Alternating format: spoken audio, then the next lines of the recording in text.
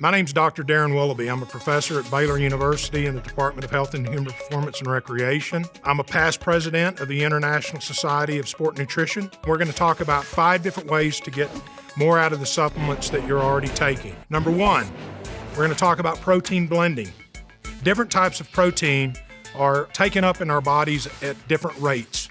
Whey protein, for instance, is rapidly absorbed into our body once we ingest it, and usually in a period of about 1 hour, it peaks in our blood, the amount of amino acids. Casein, for instance, peaks at a much longer period of time, but yet it lasts in our bloodstream for a lot longer period of time. A common practice now is to actually blend whey and casein together, perhaps maybe 60% whey, 40% casein, because we want to usually time our whey protein intake around our exercise session. That way the amino acids from the whey are there to help benefit muscle protein synthesis that will occur after the exercise session early into recovery. And then also having casein available as well will actually be able to extend that period of time several hours after exercise so that the muscle can benefit from that and to optimally engage in muscle protein synthesis. Number 2, get enough leucine. Leucine is a very important amino acid. It's been called the anabolic trigger, and what that means is that it is very powerful in being able to initiate the process of muscle protein synthesis, which is very, very important in response to exercise because muscle protein synthesis is what is involved in helping us to accrue muscle mass over time with our training. In regards to the recommendation for leucine intake, there is a leucine threshold that's been established relative to the effectiveness of leucine, and that threshold seems to be around 4 grams. So when we're considering branched chain amino acid intake, we want to make sure that we're taking in enough branched chain amino acids to get our leucine intake up to around 4 grams. Typically, you'll see the Bcaa ratio to be a 2-1-1. 2 parts leucine, 1 part isoleucine, 1 part valine. So if you're talking about, for instance, taking in 4 grams of BCAAs, then that means you're only going to be taking in 2 grams of leucine.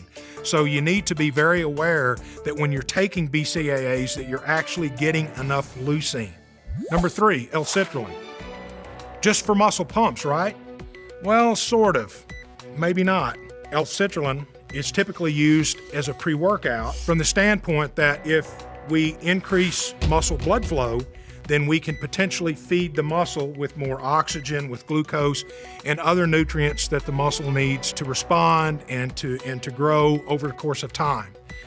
However, a number of studies have shown that L-citrulline, while it does increase nitric oxide levels, those are not associated with increases in muscle blood flow. So that being said, L-citrulline as a pre-workout may not be effective.